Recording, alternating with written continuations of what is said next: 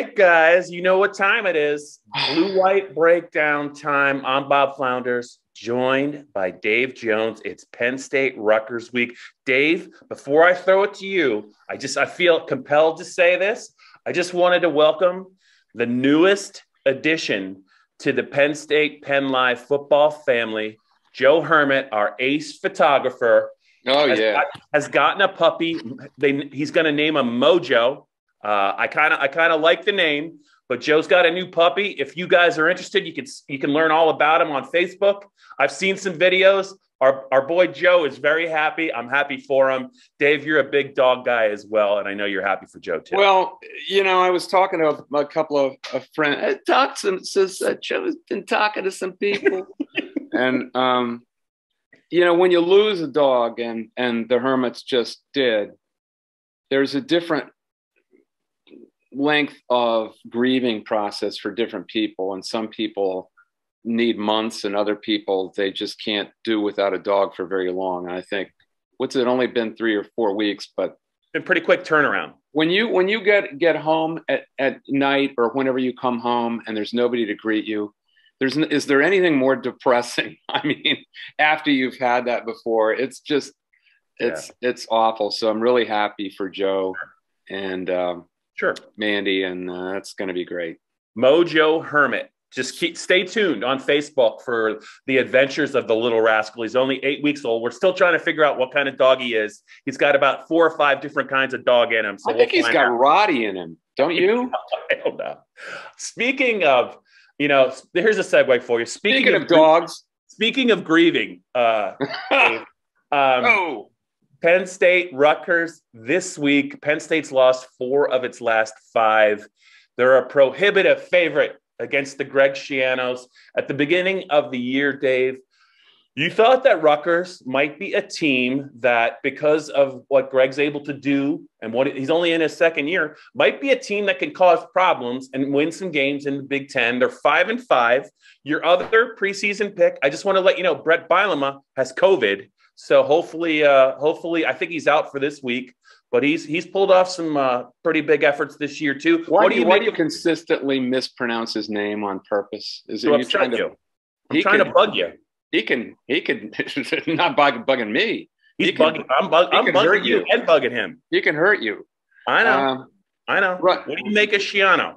Well, I see the same kind of program. They're experienced coaches who know where they went back to. Bielema is an Illinois guy. I mean, he grew up as the son of a pig farmer in Illinois. You'd never guess, would you? I'm going to let you comment on that, but yes. Who knew he played nose guard? Who would have ever thought it's that big harvesting season right now. Schiano knows all about Jersey. He already coached that team before. So I saw them as kind of like entities. I probably should have picked them both 4th instead of 3rd. But they are enduring. They have teams that are clearly still bought in, even though they've had some horrific seasons. They are still both in there punching. In fact, Rutgers went into Illinois after Illinois' big upset of Penn State, and finally won their first game, which I did. I got that much right. Then, they got pummeled by Wisconsin at home, and you think, well, they got to be done. No, they go back and win another road game. They've won a couple of road games here. Right. So in the context of Penn State, what you want to know is, are they still playing? Are they still playing hard? Do they still care? Do they still want to play? And clearly they do. And I don't know how you feel, but I can't think of a realm, an example of it's not who you play, it's when you play them, right, more than this game. Am I wrong there? No, you are correct, especially given the fact that Sean Clifford took about half a season's worth of a beating in the Michigan game. Jahan Dotson got shaken up, I think, pretty significantly on the final possession. So if those guys are less than 100%, or even if they wouldn't play, I don't have any indication that they won't. But that's just – they just – as James said, they don't have any playmakers on offense. And if you got a limited Dotson and the quarterback's limited who's trying to get him the ball, I mean, it's a recipe for big trouble against just about anyone. They Rutgers, by the way, knocked the second stringer out of the game from Indiana, and Indiana is just a pitiful case right now. They had that schedule that just knocked the crack out of them all season. But their second stringer was in there, Penix's backup, and he got hit in the ribs. They put the third stringer in. He was ineffective.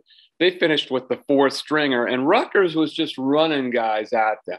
They really have nothing to lose, and I could expect that kind of tactic against Penn State, that they just start running guys at Clifford. Will assume Clifford's playing, and just see what happens. If they hit him, maybe good things will happen for them.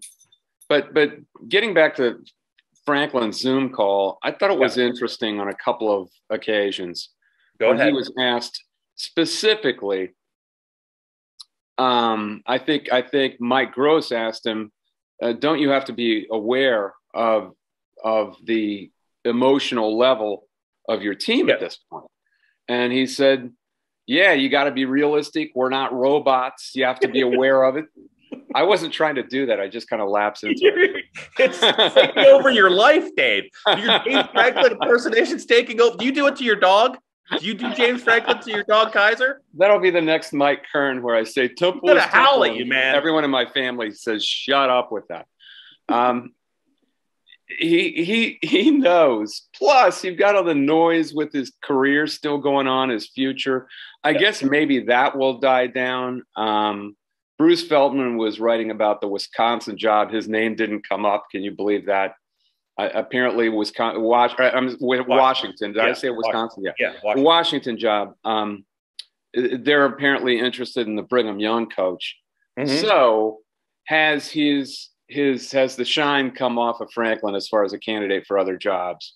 And at some point here in the near future, will he claim devotion to dear old state again? I think that would be interesting to watch. Don't you think, Dave, he kind of did with his answer to Corey's question about his track record and how he handles stuff during his 8 years here? It's come up in the past, and he's always handled it the same way. I mean, I kind of thought that was a little bit of that. And if it's not, Dave, you have a nice little quote teed up for if he leaves about his loyalty to Penn State. I mean, I thought that was pretty funny. To me, he's always talking about his record in the past when he answers this question.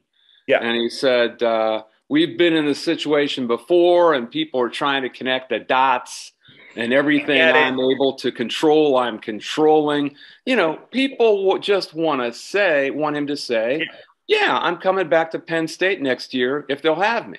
That's all they want. But I think, he wanted to canvass the entire college football landscape, see if there was anything he fit into. Mm-hmm. And B, he wants as many upgrades in infrastructure and facilities as he can possibly get. So it's a bargaining chip. Yeah, it's leverage. All of a sudden now he's a little out of leverage, and that's the thing. I mean, if you don't win, you don't have any leverage in any of it. And yet, I'm looking for the quote there on all the infrastructure.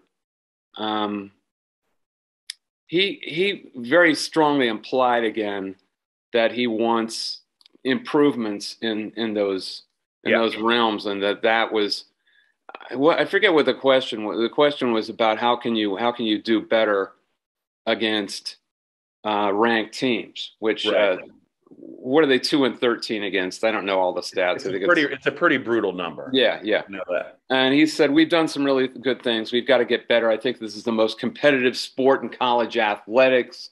You have to be willing to commit 365 days a year." And he didn't just mean on Saturdays. He said, and you have to be able to commit in areas with what everyone else is doing in all areas in 2021. Yeah. So, I don't know if that's going to fly with the rank. I don't know if that's going to fly with the rank and file when you're 6-4 heading for 7-5 or maybe even 6-6. If they lose to Rutgers, all bets are off on everything. I have heard that there is no way they'll fire him. They don't want to eat his contract without cause. If it's without cause, then you have to eat his whole contract. They're not going to do that. But if he lost to Rutgers, what do you think? I mean, things get going downhill mighty quickly. Yes. Yeah. Dave, I wanted to ask you just a little bit. I wanted to talk about, after the games, at his press conference on Saturday after the game, you were in the Michigan locker room getting some good stuff from Aiden Hutchinson and Jim Harbaugh and those guys. But he was asked about, he talked about, hey, essentially he said, without Jahan Dotson, there's really no other explosive playmakers on the team. And he's pretty accurate about that. But then he kind of circled back on that and said, no, Parker Washington's done some things for us. It's really about our run game. We've had opportunities for big plays and we haven't made them. I kind of agree a little bit with that, but I look at the roster and I look at the runners that he has, and I'm not sure that I see an explosive back. Yeah, well, what did you make out of that? I did notice a couple of plays, and I said some stuff to you in the press box where it looked like guys had a crease and they just have no burst, man. Right. Whether that's from being beat up or whatever. But he had a whole room full of 4-star running backs at one time. What's become of this guy? Yeah. Well, guys? I mean, is that development? I think just like a little bit like the quarterback position, Dave, I think there's a pretty big difference between a 4-star running back and a 5-star running back. And really, since he's been at Penn State, Saquon Barkley was perceived as a 4-star running back that actually Bill O'Brien recruited first. I think the Michigan game in 2013 was really what got the ball rolling for Penn State and Barkley. But there's no question he was undervalued as a 4-star. He was, a 5-star, high 5-star talent. Miles Sanders was regarded by some people as a 5-star recruit, the kid from Western PA.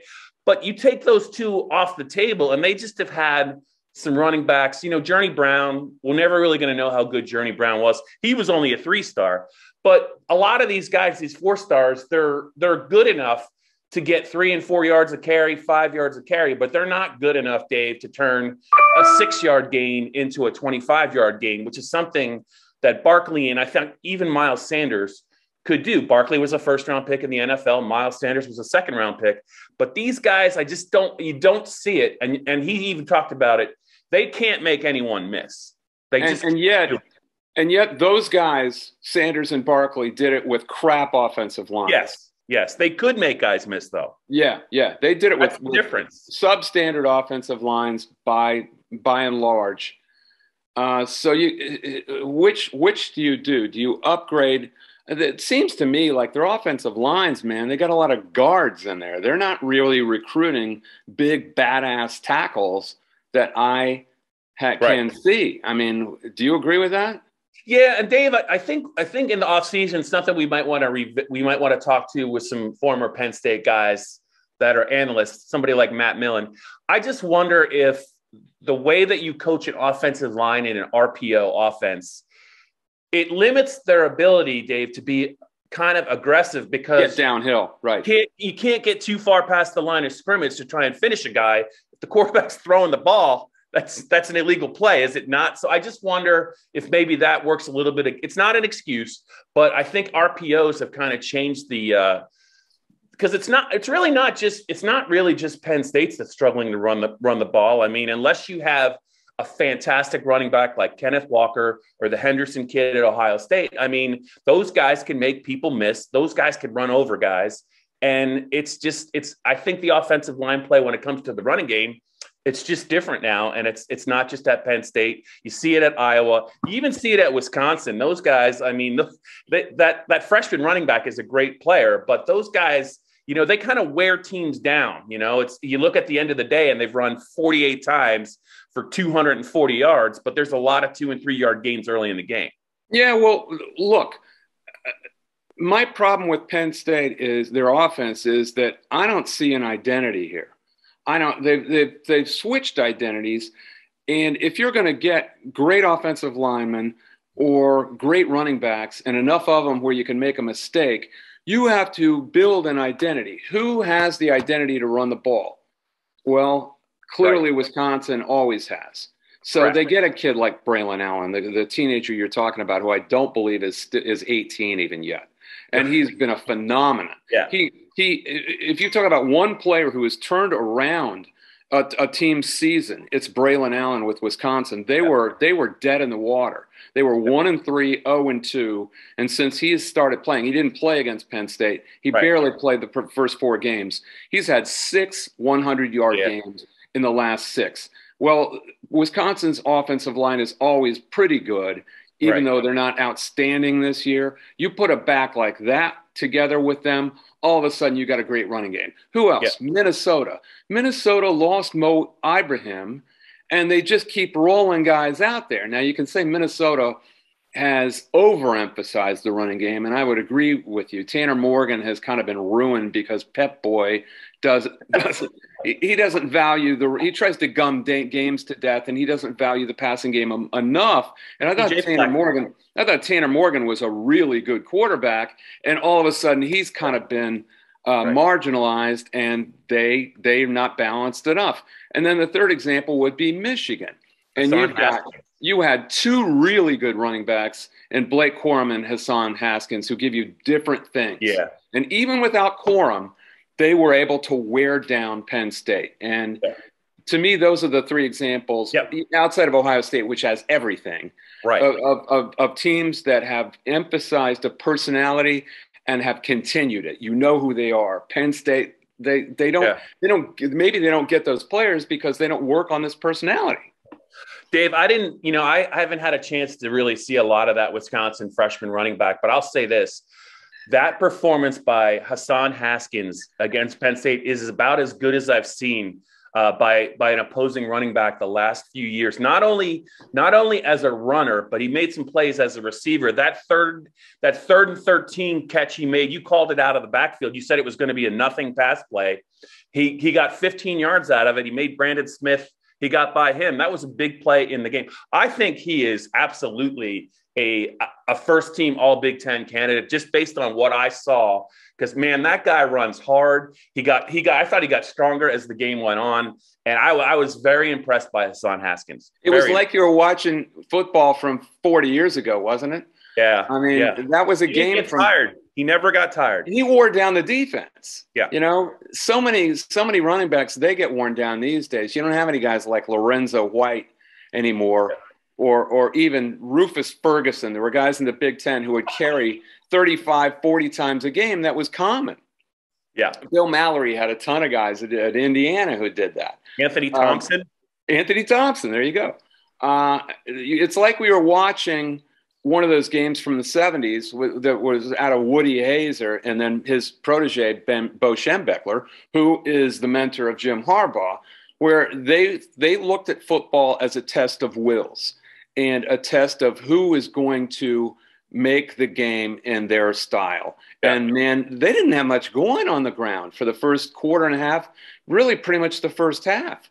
Yeah. And then they came out at the beginning of the second half, and they established the running game. You could almost hear Ray Scott in the background. They're establishing the running game in order to throw the ball. But that's what worked. Yeah. And next thing you know, Caden McNamara is getting a 47-yard game-winning play after about 5 different running plays with Hassan Haskins. Right. I don't remember if that was play action, but the point is it was a little crossing route that busted because everyone was up on defense for Penn State.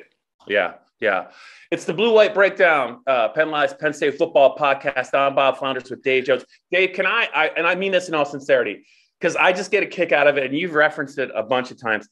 Can you please, in a couple of minutes, could you just tell the Jim Harbaugh story you have from 2015? Because you keep referencing the Woody Hayes thing, and I crack up every time you do it. But I just want the Penn State fans, can you just tell that story real quick? So when you say something like that, they're going to be able to laugh too. Well, I think I've told it before. Oh, you People have? are probably sick of it, but I don't know. Maybe I just keep referencing it and don't really tell it. Yeah. After the 2015 game, what was that score? 28-16. 28-16. I was actually trying to compliment him, but I mean, I thought they played a very attentive game for what could have been an emotional valley. I don't remember who they were playing. Who did they have? Let me look it up real quick. It was pretty late in the year, wasn't it? It was late in the year, and they had it was the next to last game in the year. So there you go. And they was it after the Michigan State game where they the punter they had just played a double overtime game against Indiana. Oh, right. 48-41 against Kevin Wilson's team at Indiana. And they were going to play, of course, the game against Ohio State at home. And you would think this is an emotional Valley week maybe. And yet they came out and were all about their business and played hard and attentively all game. They were focused. And so my was probably the second or third question. And I said, you know, Woody Hayes used to say that you can only get your team really emotionally at a peak level, and you don't really try to do it anyway, but you can only get them at a peak level about half the games in the season. And yet you guys, and he broke in. He said, Woody Hayes never said that. And half of it, I think, was that Harbaugh was really kind of feeling his oats at that point. It was his first year at Michigan. Everyone was welcoming back, you know, the favorite son to Ann Arbor. He had given that really obtuse, kind of prickish interview with Colin Cowherd. You remember that? Like in July? Well, it was. Colin Cowherd just finally gave up, and he was trying to softball him questions, and he was giving these like 6-word obscure answers that didn't mean anything, like trying to test him. He was pretty happy with himself at that point, and I think he's been humbled since then. And you don't see him do that kind of crap anymore. But at that point, he was feeling pretty good about himself. And I think they had only lost to Utah. They lost to Utah and Michigan State. They'd only had 2 losses. They were 9-2 after that Penn State win. Yeah. He goes, Woody Hayes never said that. I'm like in the first row. I'm looking right at him. I'm as close to him as anyone could be. And I said, well, yeah, he did. I'm older than you are. I grew up in Columbus, and I know damn well he did. But, you know, if you don't want to answer the question, go on. He goes, well, I'm kind of mystified about it. I was like, okay, next. I said, next question then. And he tried to give me a halfway answer because, you know, I am older than he is. And I know damn well that Woody Hayes said it, but because he was Bo Schembechler's protege, somehow he knew. What it comes down to is sometimes these guys, as we all do, need to be humbled. And I think he has been. He had to take a new contract before this last year. I think there's some parallels actually with James Franklin too, because everyone last year, you remember how everyone was feeling about Harbaugh last year at this time? Yeah. Everyone was saying, well, something has to happen here. Something's going to happen. Will they can him? What's going to happen? Is he going to leave and go back to the NFL? Like something had to happen. Right. I think and I said at the time, I don't think anything's going to happen. I don't think Michigan has another answer. This is their big bet. And I'm not sure he has anywhere else to go. And what happened? Nothing. Wade Manuel, you know, essentially kind of renegotiated his contract a little bit, but nothing did happen. And I think I'm leaning in the direction right now that maybe nothing will happen with James Franklin, even though we've been preparing, rightly so, for something to happen for the same reasons. Maybe nothing happens here because both parties don't really have that great an option. If you were going to replace Franklin, I mean, I know damn well they're not going to fire him unless they lose to Rutgers, which then everything's out the window. Yeah, I am very, very, very much. I'm pretty sure they're not going to fire him. So who would you? And is he really attractive to anybody else at this point?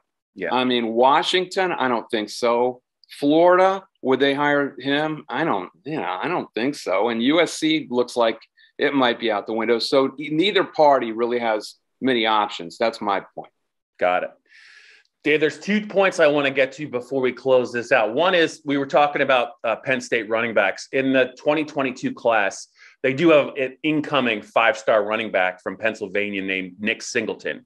So that could be a guy that could get this running game up to speed a lot quicker without maybe a demonstrative improvement from this offensive line, depending on what it looks like. This kid is considered maybe one of the top 1 or 2 running back recruits in the country. He's putting up all kinds of numbers in state, but it is Pennsylvania prep football. It's not Florida or Texas or California. But that's something that we'll be monitoring, I think, going into the 2022 season. And I just have to ask you about this because James Franklin is so meticulous, I think, in his preparation for press conferences. And it's really weird when he's not prepared. So when he was distracted earlier this season about I think after the Illinois loss, he forgot who they were playing. That threw you for a loop, I know, and it threw me for a loop. But today, so Jordan Stout was just named Big Ten Special Teams Player of the Week for the third time after the Michigan game, and he called the Rutgers punter the best punter in the nation and in the Big Ten. And I was just like, did you just throw Jordan Stout under the bus or what? I didn't notice that at the time because I couldn't believe it. You're right. Adam Korsak is believed. Oh, I know he's good. The best in the. Yeah, why would you say that? You don't do that, do you? I didn't. I've heard so much about Korsak all year. It didn't actually occur to me, but you're right. That's kind of like. I mean, for God's sakes, last week he was calling a Penn State's helmet the most iconic in college football when they're preparing to play Michigan. So he could certainly pump Jordan Stout over Korsak. I don't know. You caught me by surprise with that because it didn't. I have an old Big Ten vote now. Right. What am I supposed to do? Yeah, what am I supposed to do? James Franklin just called him the best punter in the country. What do I do? Maybe it's a challenge. Maybe he meant it I don't know. Stout's been really good, so I don't know what Stout did wrong. Yeah. Anything else from you today on James? Anything else you want to get to, or are you good? I want to see what happens with this Rutgers game because Keith Sargent from NJ.com has already picked Rutgers. Woo! He's not exactly a homer. That was my Tim Curley for you. What's the line? 7. Do it again. I think it's up to 18 now. Oh, no, it opened at 18. Now it's at 17. All right. Well, what are you going to do? I'll take those points. I think what you said is true. I think when you talk about Greg Schiano and you talk about he's gotten a lot of I think he's learned a lot of the game from Bill Belichick, and I think he knows exactly what needs to be done. He's going to take Dotson away. No. He will. You're going to see Sean Clifford is going to get targeted in this game, and it's going to be fair play. It won't be cheap shots, but Greg Schiano knows that the more body blows this kid takes this late in the year. How many times did we watch Dave in the Michigan game? I didn't think he was going to get up.